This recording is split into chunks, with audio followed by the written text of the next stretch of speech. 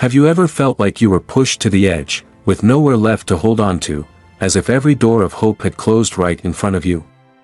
That's when our faith is tested, when everything around us seems to scream, "There's no way out." But have you ever wondered if, in that moment, you could hold on to a powerful belief? Could that change anything? Could it, not just in dreams, but in real life, create a true miracle? Today, I'll tell you a story about a farmer who had nearly lost all hope, and a little girl with a pure, unwavering faith.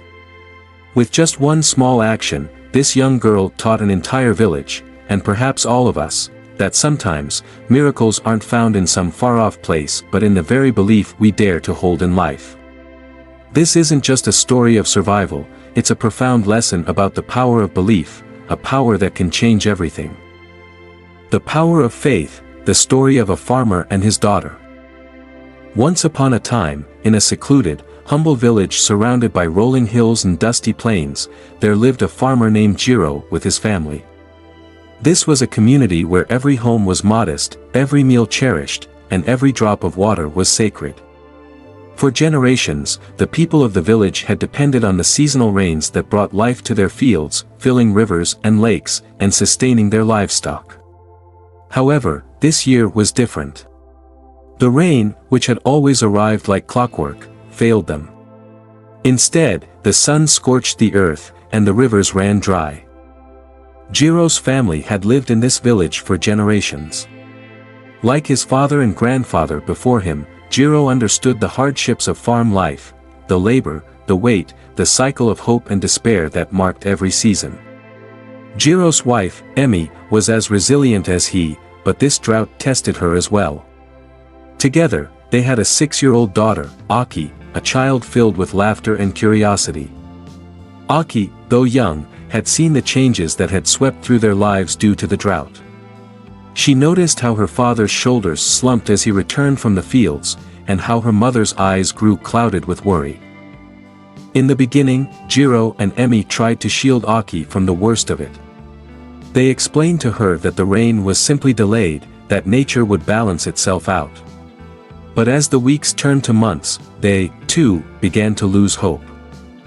The drought came with a harshness that no one had anticipated.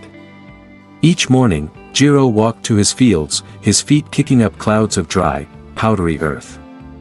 He would gaze out over his crops, once green and vibrant, now shriveled and browned by the relentless sun. He tried everything, watering his fields with the limited water he had left, using old techniques his father had taught him, even speaking to the plants, as if his voice could breathe life back into them. But nothing worked. As the days passed, the village grew quieter.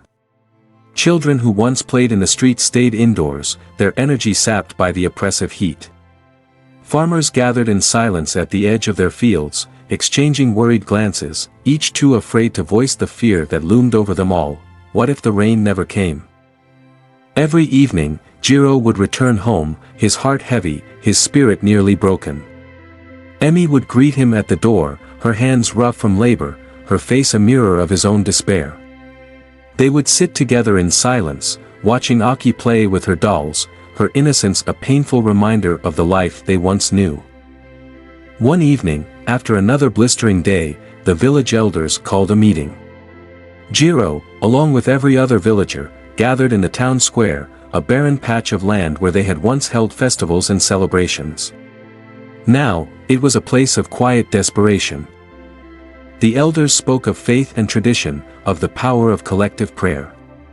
They suggested that every family, at the same time, pray together for rain. Jiro and Emi exchanged a glance. They had prayed countless times on their own, yet perhaps the strength of the entire village praying together could make a difference.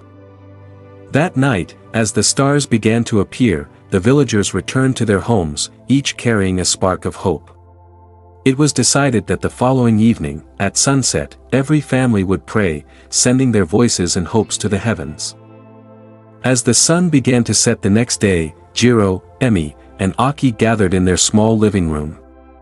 They sat close together, their hands folded, their hearts heavy with the weight of their unspoken fears. Jiro closed his eyes, trying to find the words to express the ache in his heart. He thought of his father, who had taught him the ways of farming, who had told him stories of resilience and survival. "Oh Lord," Jiro began, his voice trembling, "I have always heard that you listen to the prayers of your children. Our crops are dying, and our hope is fading. Please, send rain soon so that we may survive." Emmy prayed silently, her hands clasped tightly. She thought of the life they had built, the dreams they had for Aki, and how each day without rain seemed to pull those dreams further away. Finally, it was Aki's turn. She closed her eyes, her small face scrunched in concentration. "Oh Lord," she whispered, "my father is very sad. I know you can do anything. Please, make it rain for our village." Jiro's heart ached as he listened to his daughter's innocent plea. He felt a pang of guilt for the doubt that had crept into his own heart. When the prayer was over, Jiro rose to his feet, preparing to go to his fields. He didn't expect anything to change, he had come to accept that rain was beyond their control. But as he moved toward the door, Aki tugged at his sleeve. "Wait, father." She called out, her voice filled with excitement. "I want to come with you." Jiro turned, surprised. "What for, Aki? It's nearly dark." Aki ran into the house and returned with an umbrella. Jiro looked at her, bewildered. "Why did you bring that, Aki? The sun has already set, and there's no sign of rain." Aki looked up at him, her eyes wide with innocence and conviction. "But father, we just prayed for rain. If we go without an umbrella, we'll get wet." Jiro stared at his daughter, her simple words piercing through the layers of doubt that had clouded his heart. He felt a whisper in his soul, a voice reminding him of the faith he had long forgotten. Taking Aki's hand, Jiro stepped outside, carrying the umbrella. They walked through the village, the dry earth crunching beneath their feet. The villagers watched them curiously, some with pity, others with quiet smiles.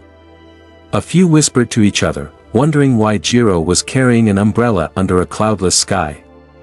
But Jiro didn't mind. For the first time in weeks, he felt a flicker of hope. They reached the fields, standing among the wilted plants that had once been a source of pride and sustenance.